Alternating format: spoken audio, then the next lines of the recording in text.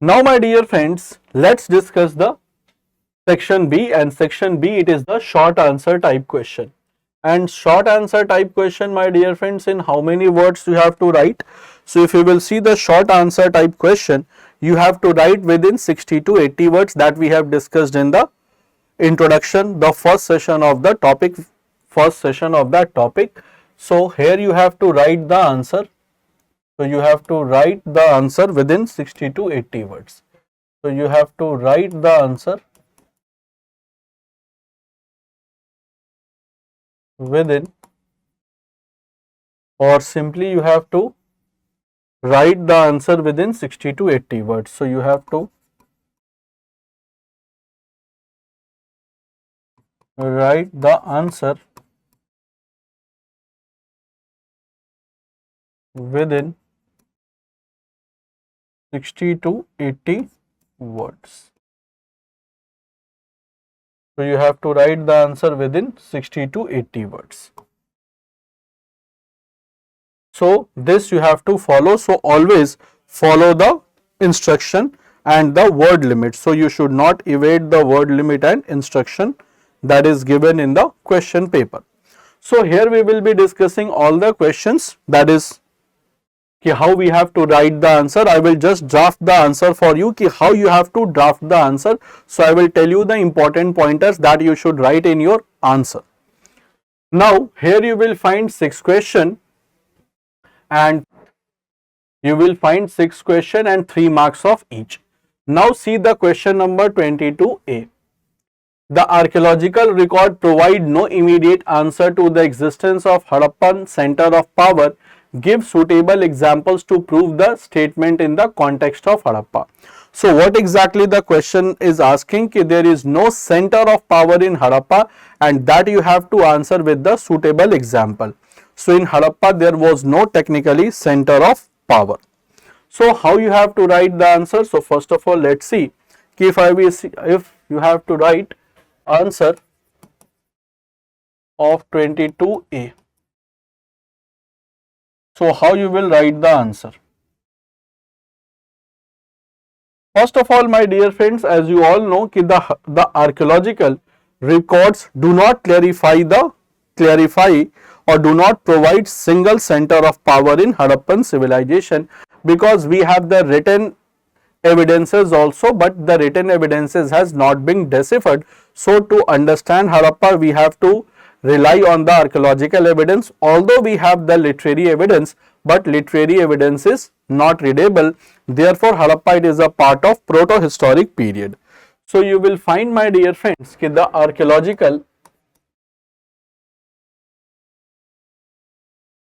archaeological evidences does not provide the information about center of power in Harappan civilization.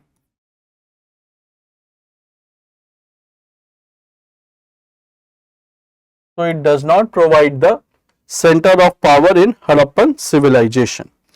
How it does not provide? First of all, let me give you the example. So here what the examiner asking, give the suitable example to prove the statement in context of Harappa. So give the suitable examples. Now my dear friends, you will find that there is no existence of palace. If it could have been the center of power, so some king must be ruling. If it could have been a center of power in Harappa, any or some sort of king must be ruling. Some sort of king must be ruling. So first of all, guys, we will be giving the evidences. So how we can give the evidence? Evidences that you can provide. So first of all, my dear friends, the first evidence that you can provide, there is no evidence that you can provide that there is no existence of palace. So no existence of palace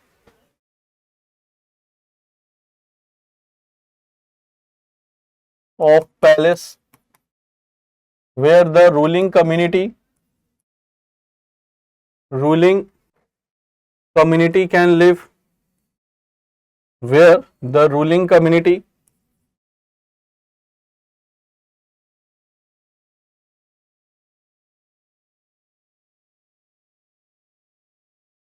can live. Apart from that, there is no existence of royal tomb.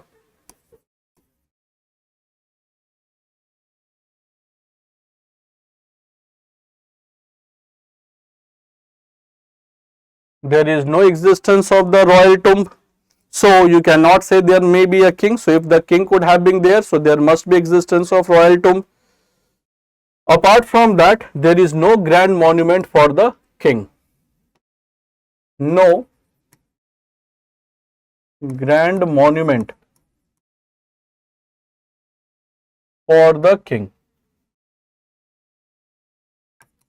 For the king. So there is no grand monument for the king. So these three examples that you can prove that the Harappans, they do not have any center of power. But although you will find that there was uniformity, although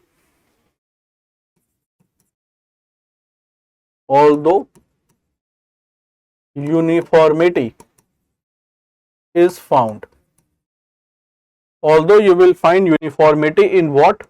So first of all, uniformity you will find in town planning.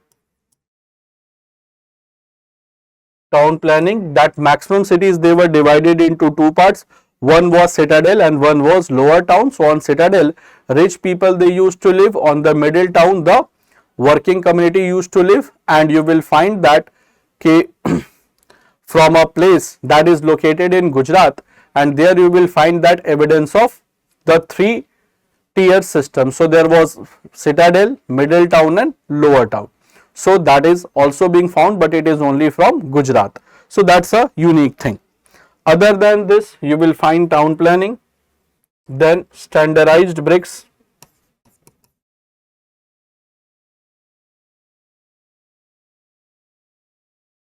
and they were ratio of 4:2:1.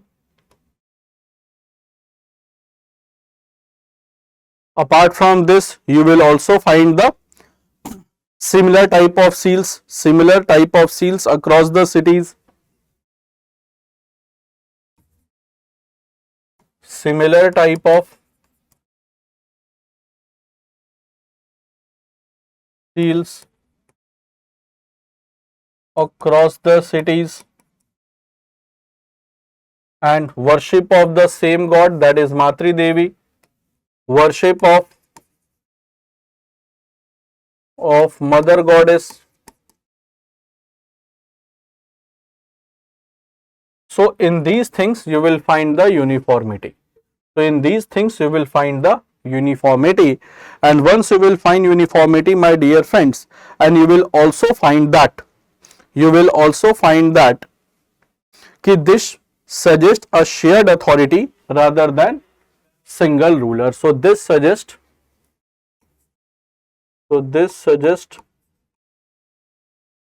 shared authority, not a single ruler. This suggests the shared authority, not a single ruler. And apart from that, great bath and great granaries, they indicate civil administration, not royal control. So apart from that, you can write, apart from that, great bath and great granaries. Apart from that, great bath and great granaries, they symbolize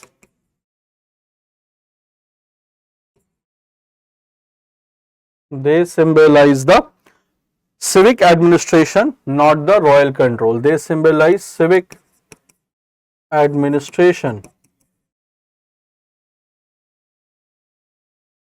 not royal control.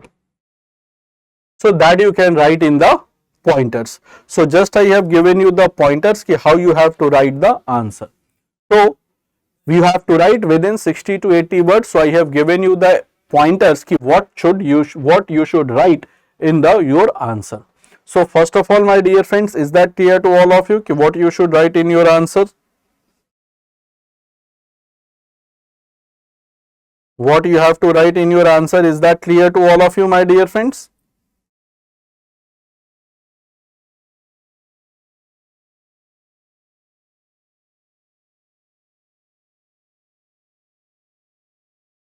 I hope it is clear to all of you. Now come to question number 22b. So if you do not wish to write, so this is a bit easy. So in question number 22b, what exactly it is being asked? Prove that Harappan had access to the different parts of the world. So Harappans, they have access to the different parts of the world. So now let's see how you have to frame the answer.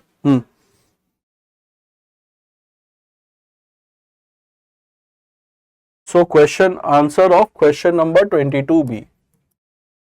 Answer of question number 22b. How you have to write the answer? So prove that Harappans, they have access to the entire world. So you will find, my dear friends, you can write that the Harappans, they have access to the different part of the world, which is proved by archaeological evidences and textual evidences. Not from the textual evidences of Harappa, but the textual evidences of other countries like Mesopotamia. So in Mesopotamian, once the script and language of Mesopotamia was deciphered, so there we found that the Harappans, they were called Melhuas. So it is not being mentioned, it is not being deciphered in Harappan script and language, that was Bostrofedon script and pictographic language, but in the script and language of the other civilization that was well deciphered. So you can write that the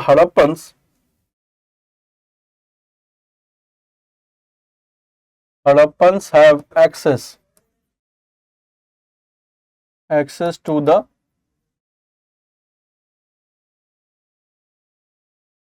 different parts of the world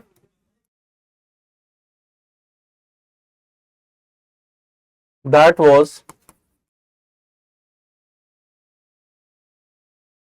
justified by archaeological and textual evidences. Archaeological and textual evidences, through this we can say that the Harappans, they have access to the different parts of the world. Now how it was found? So you can write, my dear friends, you can write the important things. So first you can write that the seals of Harappa, it is found from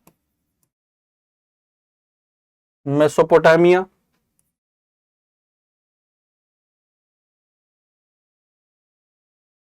Seals of Harappa, it is found from the Mesopotamia, and you will find that the Mesopotamians used to call Harappans as Melhua, and Mesopotamians called Harappans as Melhua.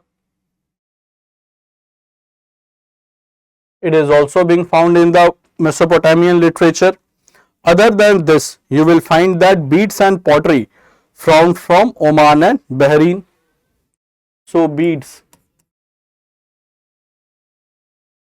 and pottery found from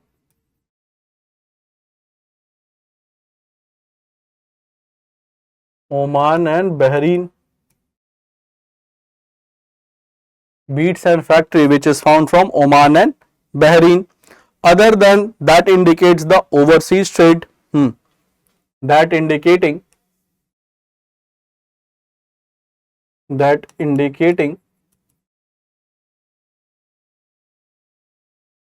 overseas trade. Apart from that, my dear friends, the materials like lapis lazuli from Badakhsha. So apart from these items,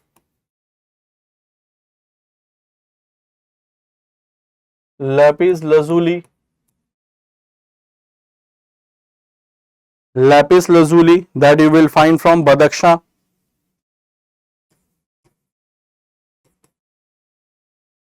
Then copper, then copper it is found, and copper it is found from the Oman, plus shell items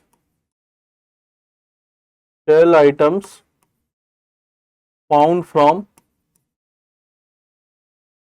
coastal areas,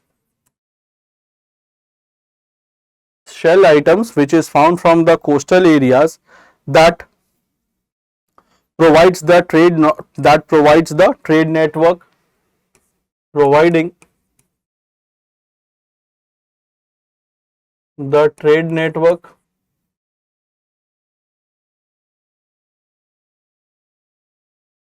And apart from that, my dear friends, you will find that ki dockyard from Lothal, that signifies dockyard from Lothal, and that signifies,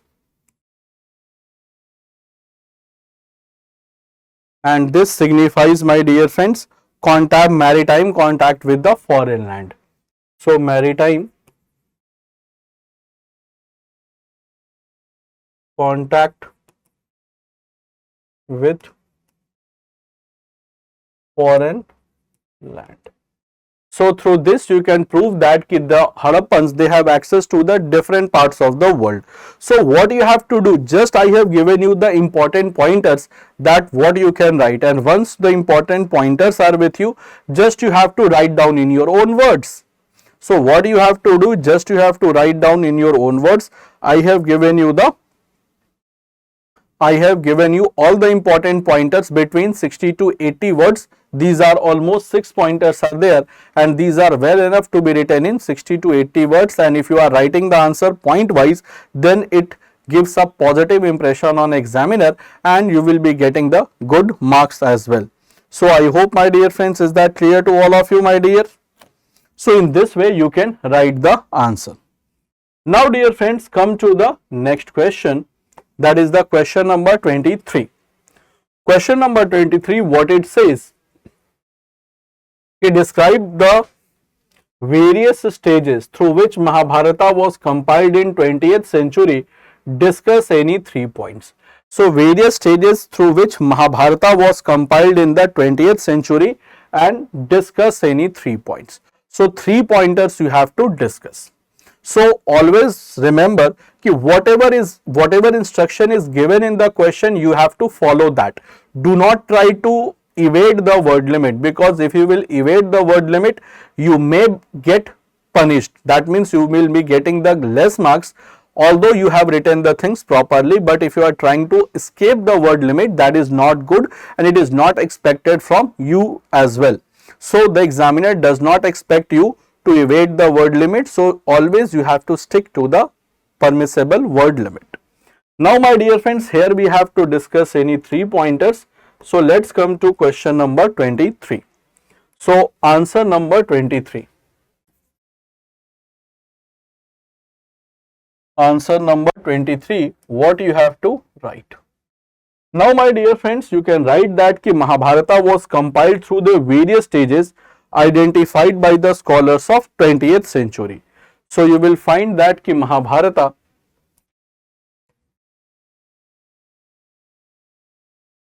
which is the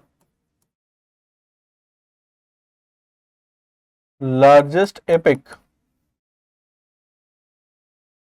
of the world was compiled through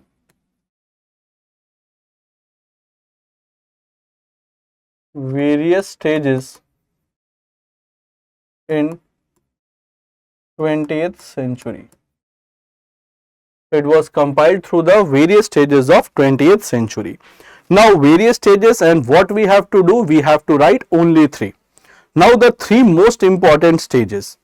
So the 3 most important points. So let's discuss three most important points. So out of the given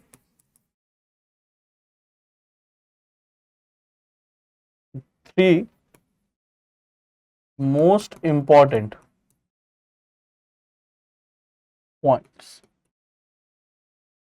which are the three most important points out of the given? So oral tradition of the heroic tales recited by bards. So the first stage, first thing that you can write, that is about the oral tradition of the heroic tales. Oral tradition of heroic tales narrated by bards. Now my dear friends, you must have seen that during the war time the charioteers, they used to go with the warriors, and whatever they used to see, they used to orally recite. So they used to recite orally, and at that point of time, since they do not have the ability to write the thing, so what happened ki during the after the course of the time, so gradually it was being written down and expanded with the genealogies, legends and didactic passage by Brahmins. So earlier it was oral tradition that was being recited by the bards, because the bards, they used to go with the warriors in the war. Other than this, my dear friends, you will find this ki the oral tradition, they were written, they were compiled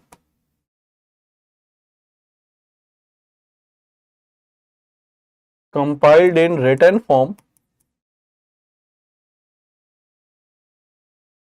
They were being compiled in the written form and expanded with genealogies and expanded with genealogies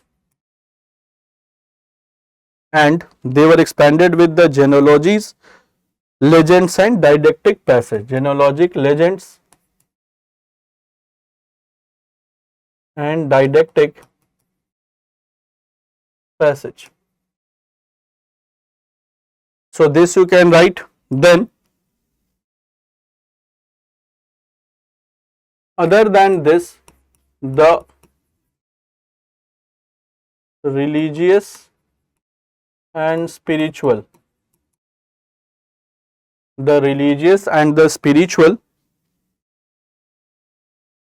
sections, or simply you can say philosophical sections like Bhagavad Gita, like the Bhagavad Gita, were added, giving the epics, were added, giving the epic, uh, giving the epic its present form.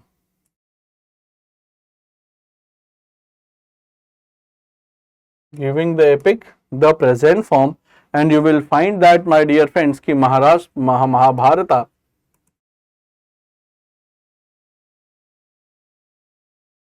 at present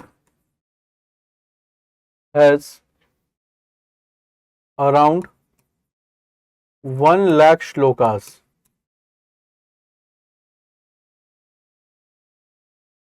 1 lakh shlokas.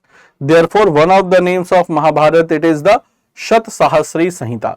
Therefore, one of the names of Mahabharata, it is Shat Sahasri Samhita. I hope it is clear to all of you, my dear friends.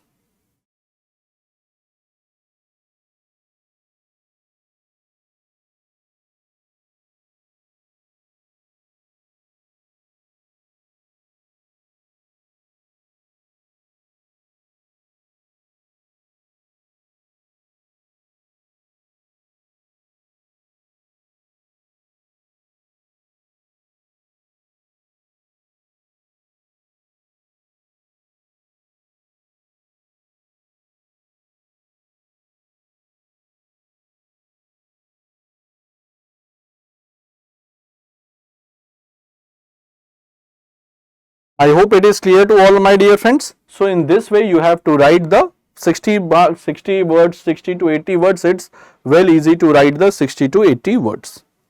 Now my dear friends, let's come to the next question, that is question number 24.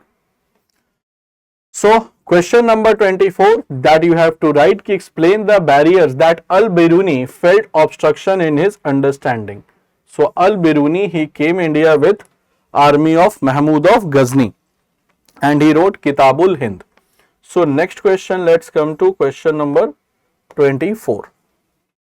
So let's come to question number 24.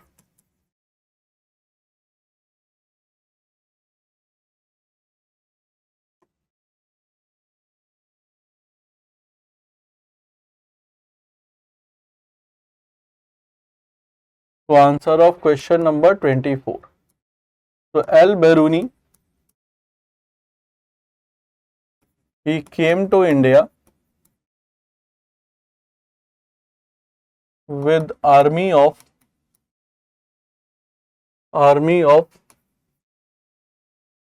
Mahmud of Ghazni and wrote Kitab ul Hind. Kitabul Hind in Arabic language. And there he gave the anthologies about India. And there he gave the vivid description. There he gave vivid description about India. And Al-Biruni was a scholar. So he was not a personal, so he was a scholar. Now my dear friends, what was the problem which was faced by Al-Biruni? So we will be discussing the problems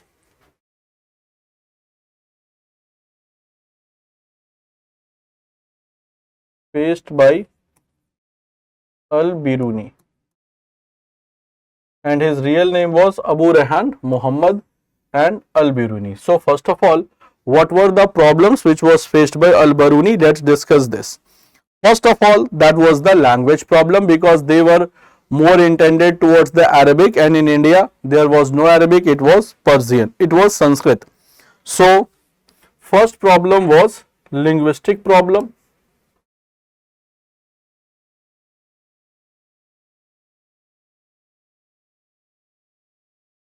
Because Sanskrit language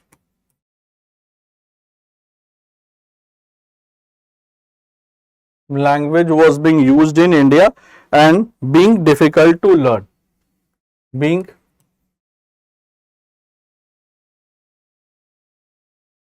difficult to learn. So Sanskrit language being difficult to learn. Then religion and cultural differences.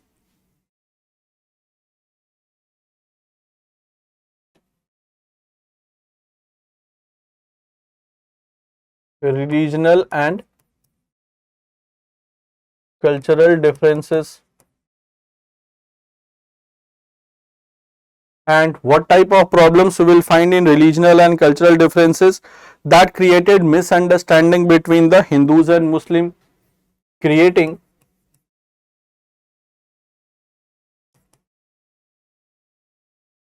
misunderstanding between Hindus and Muslims, creating misunderstanding between Hindus and Muslims. Then close nature of the Indian society.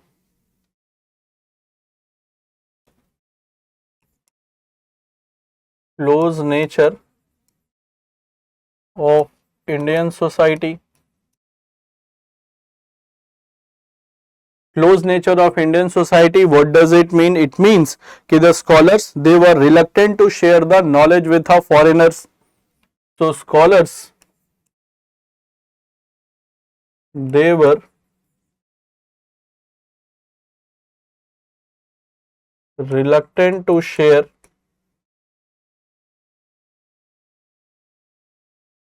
knowledge with foreigners. They were reluctant to share the knowledge with the foreigners. And you will find that finally the social custom and prejudice. Finally, the social custom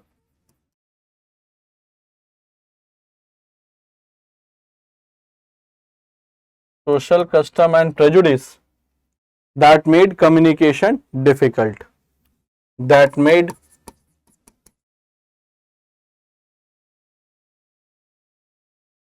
communication difficult. The social custom and prejudice that made the communication difficult. So I have given you the pointers, just you have to explain in your own words. So I have given you the pointers what you have to write. So just you have to explain in your own words. Is that clear to all my dear friends? Is it clear to all my dear friends?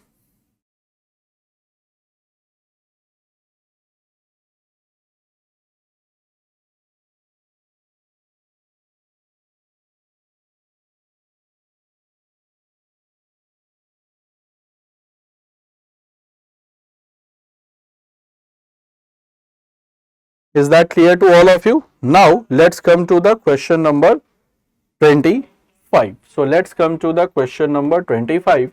Okay, let's see what exactly the question is. Explain what was the condition of an average peasant during 17th century. So condition of an average peasant of North India during 17th century. So condition of average peasant of a North India. So condition of an average peasant of North India.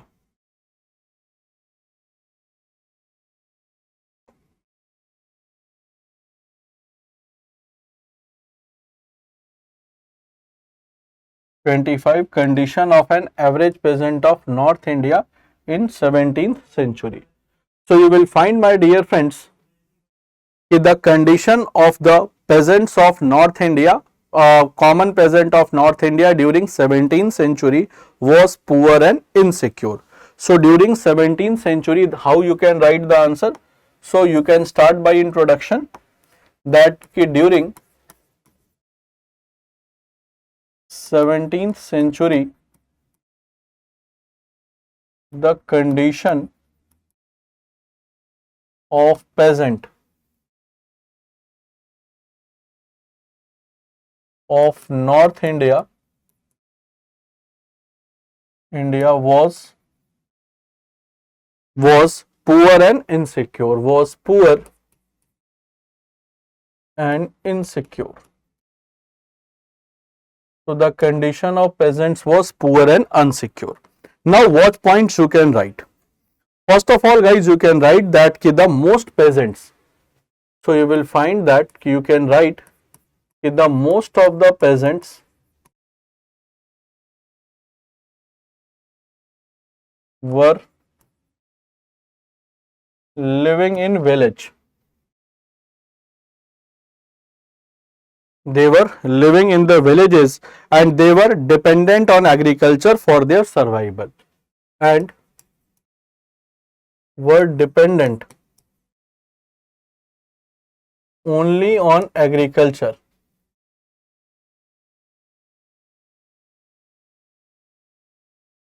for their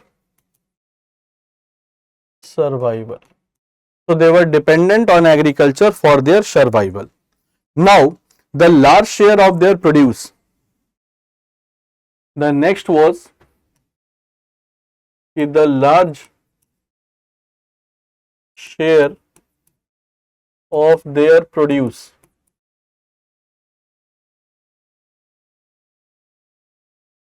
were taken by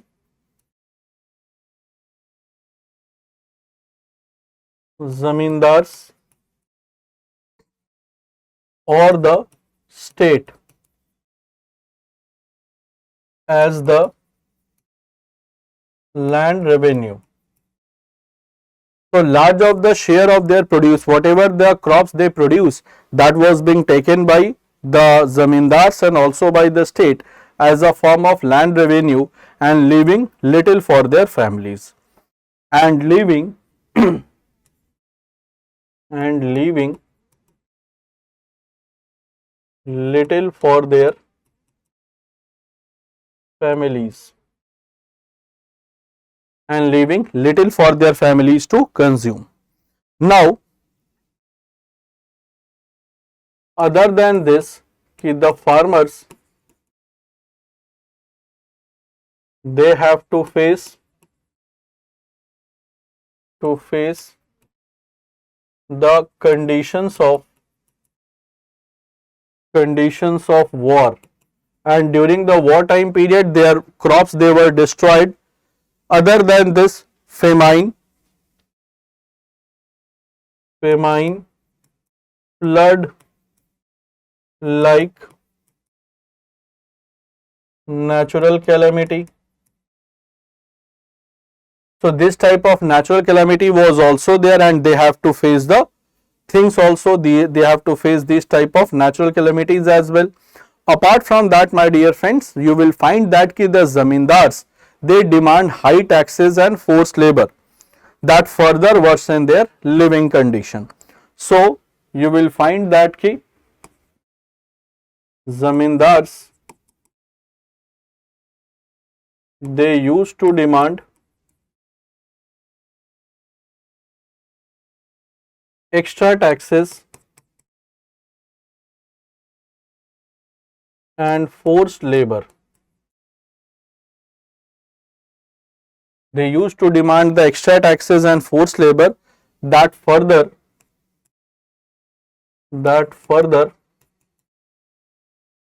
worsen their condition.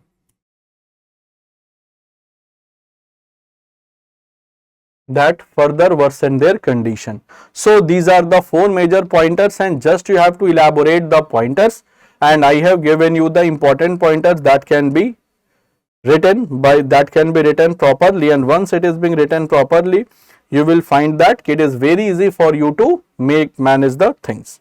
So then it becomes very easy for you to explain the things, and within 60 and to fulfill the word limit, that means within 60 to 80 things.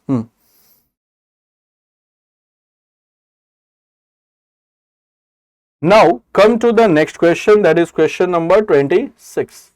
Come to the next question, dear friends, that is the question number 26. And in question number 26, what it is being mentioned, discuss the policies adopted by the British towards the Pahariyas during the early 18th century in Bengal. So during early 18th century in Bengal, so the condition of the Pahariyas during the early 18th century. So condition of Pahariyas during the early 18th century. So now my dear friends, let's come to the question number 26. Answer 26. Now see what you have to write. Now see what you have to write. The British adopted repressive and conciliatory policy towards the Pahariyas. So the British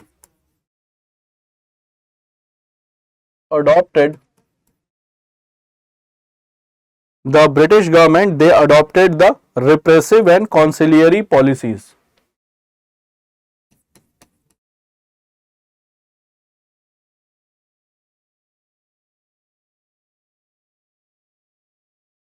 Conciliatory policies towards the Pahariyas in 18th century.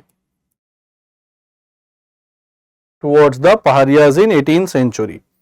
Now, first of all, guys, what were these type of policies? So they were viewed as a lawless hill people. So they were viewed as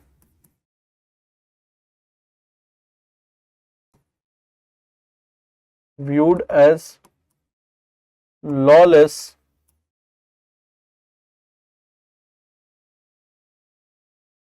hill people,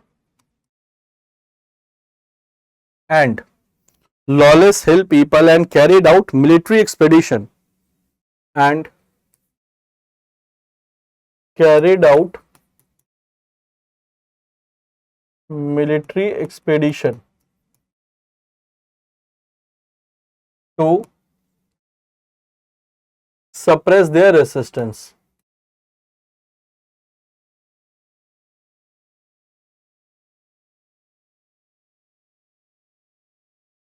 To suppress their resistance. Now, the forests they were cleared to restrict their mobility. The forests were cleared to restrict their mobility and encourage the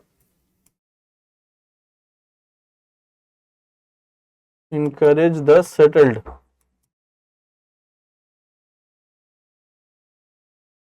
agriculture Hmm.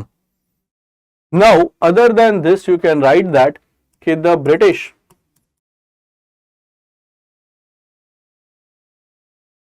adopted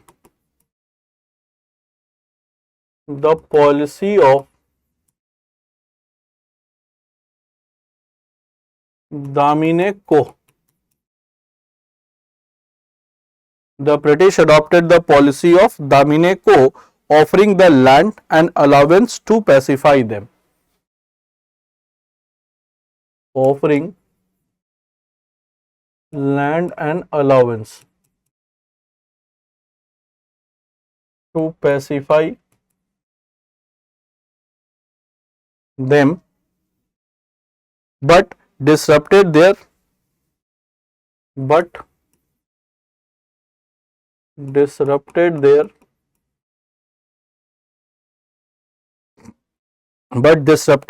livelihood, traditional livelihood and autonomy. Their traditional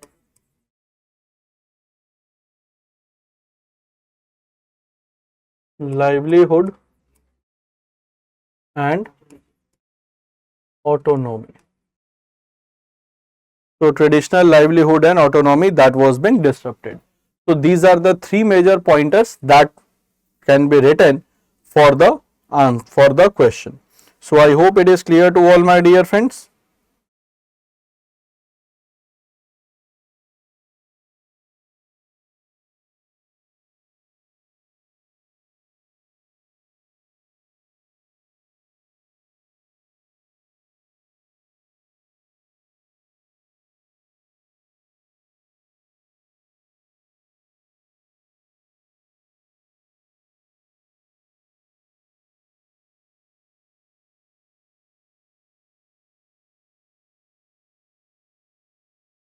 So, I hope that is clear to all of you. So, this you have to write it. Now, my dear friends, let us come to the next question. That is the question number 27. Question number 27A. What it says, the rumors and the prophecies played a part in moving the people into action during the revolt of 1857. Examine the statement with the rumors and reasons for its belief. So, examine the statement with the rumors and reasons for its belief. So, what were the rumors and what were the prophecies? So, first of all guys, in question number 27A,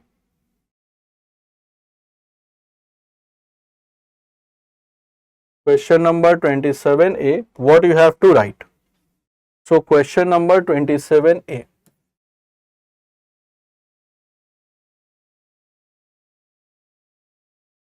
What you have to write? So, in question number 27A, you can write that the rumors and prophecies played a significant role in revolt of 1857. So, rumor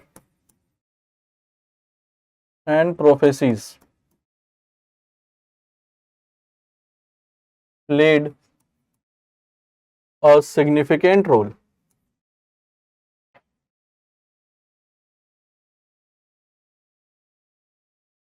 played a significant role in in revolt of 1857. So rumors and prophecies played a significant role in the revolt of 1857.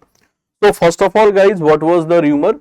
So first was the rumor of the Enfield rifle.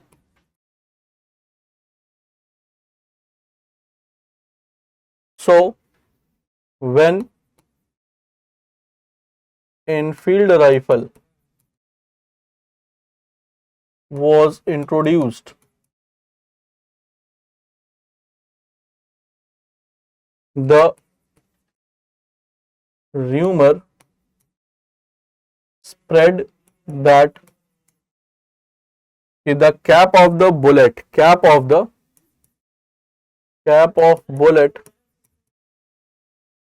has to be cut by mouth, contains the fat of cow and pig, contains the fat of cow and pig, and due to this the Muslims and Hindu soldiers, they refused to use the weapon. So due to this, Hindus and Muslim soldiers, they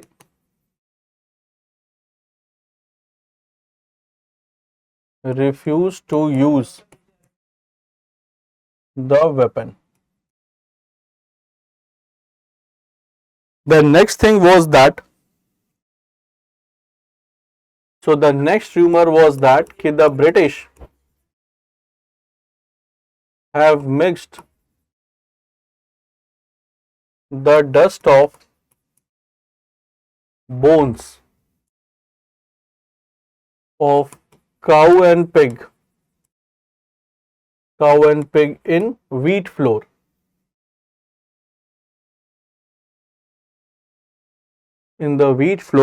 Therefore,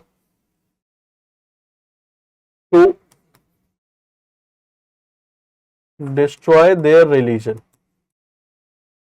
and they have mixed the dust of bone of cow and pig to destroy their religion. So the Indians, they refused to use the British wheat. So Indians refused to use the British wheat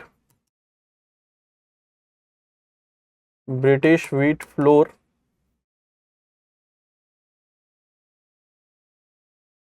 from market.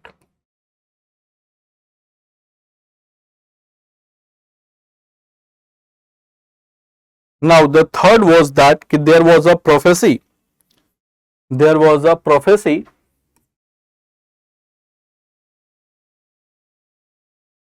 predicting that the rule of British will end after 100 years of Battle of Plassey.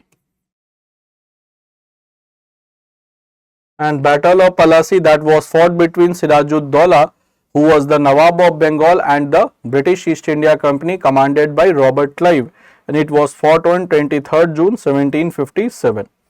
So it was fought on 23rd June 1757. So in 1857 marks the 100 year. 1857 marks the 100 years of the battle, and prophecy spread that the rule will end. rule will end in 1857. So these were the rumors and the prophecies. And this type of rumors, so such rumors and prophecies, dear friends, they spread fear, mistrust, and unity against British rule. Unity against British rule, and encouraged the participation of public, and encouraged public participation. And it encouraged the public participation. So that you have to write, my dear friends, about the rumors and prophecies. So there were two major rumor and one major prophecy. Is that clear to all, my dear friends?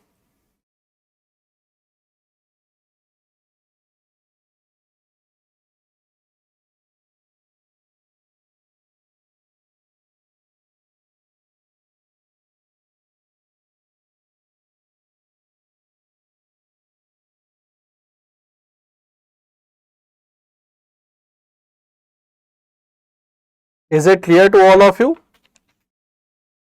Now, let's come to the next question, that is question number 27B. So let's come to question number 27B. So here I have discussed all the questions and how you have to write the answer. So let's discuss the question number 27B, and what it says, कि a chain of grievance in Awadh linked the princes, talukdar, peasants and sepoy joined the hands of revolt of 1857 against the British. Examine the statement by given 3 points. So prince, talukdar, peasants and sepoys. So the prince, talukdar, peasants and sepoys, and just you have to give the example. You have to examine the statement by giving the 3 points. So through 3 points you have to examine the statement.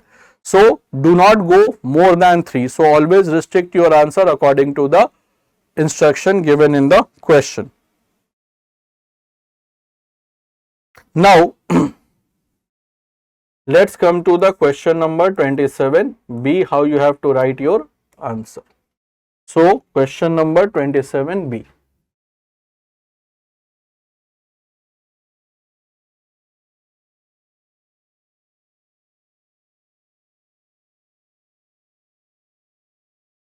Now my dear friends, if you will see the Awadh, in Awadh there was a chain of grievance that united the different section of society against the British rule.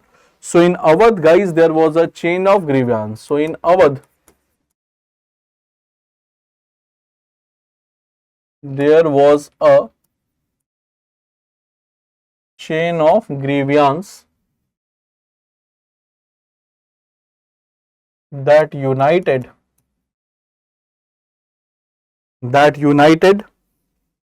the different section of society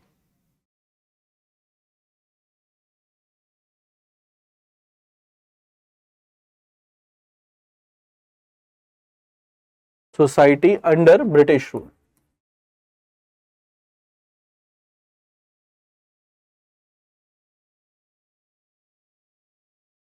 Now we have to explain by giving the 3 pointers. We have to explain it by giving the 3 pointers. Now you will find, my dear friends, that the annexation of Awadh,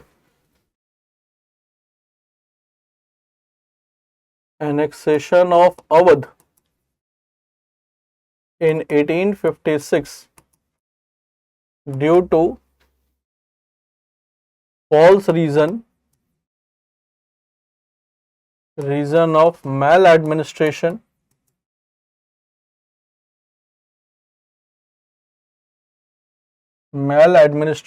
and due to the false reason of maladministration and dethroning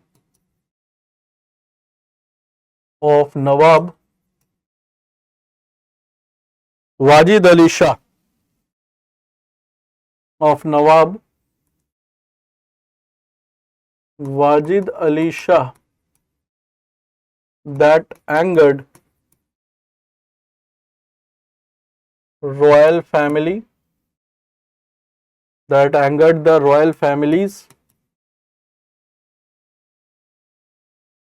and the court nobles. So that angered the royal families from the different parts of India and also the court nobles. Now the next is the British removed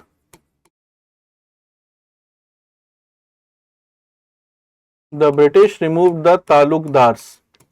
So you will find, my dear friends, that the British, they removed the talukdars from their land.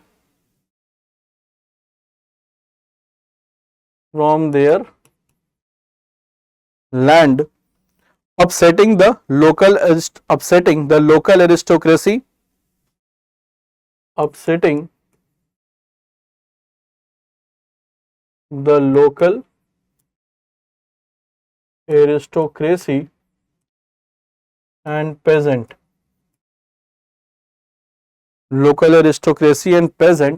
depending upon them.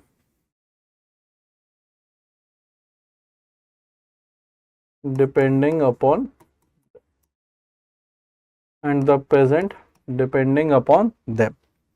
Now my dear friends, you will find that other than this, many of the soldiers or the sepoys who were in British East India Company army, they were from Awadh.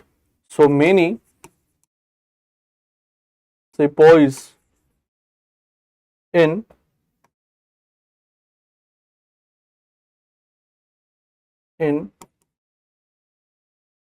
British East India's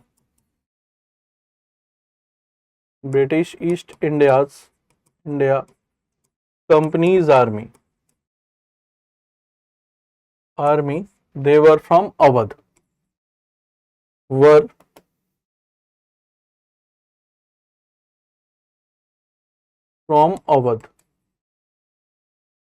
and once the Awadh was annexed, so they felt hurt by loss of their homeland. So they felt hurt by loss of their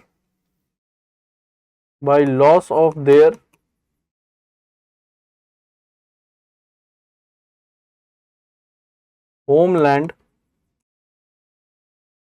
and by loss of their homeland, leading them to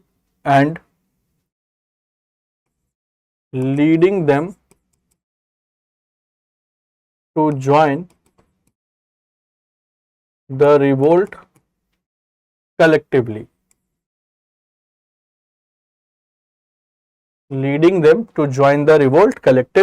So this we have to examine through the 3 pointers, and here first of all we discussed about the Nawab, that is the royal family, then we discussed about the talukdar and the peasants, and then about the sepoys, that is the soldiers. So I hope, my dear friends, is that clear to all of you? I hope it is clear to all of you. So here in all the questions, my dear friends, I have given you the pointers what you have to write in your answer without evading the word limit. So how you can write the crisp and concrete answer without evading the word limit. So within 60 to 80 words the answer has to be written. So I have given you the enough pointers that how you have to write without evading the word limit, so that you can see how you have to write the question without evading the word limit. So I hope it is clear to you to understand, and just what you have to do, just you have to write the things in your own words. So just you have to write the things in your own words, and once it is written, your answer is complete and examiner will be bound to give you good marks. I hope it's clear to all of you, dear friends. So I hope it's clear to all of you, dear friends. अब exam की तैयारी को और बेहतर करने के लिए हमारे चैनल को लाइक, शेयर और सब्सक्राइब करना ना भूलें।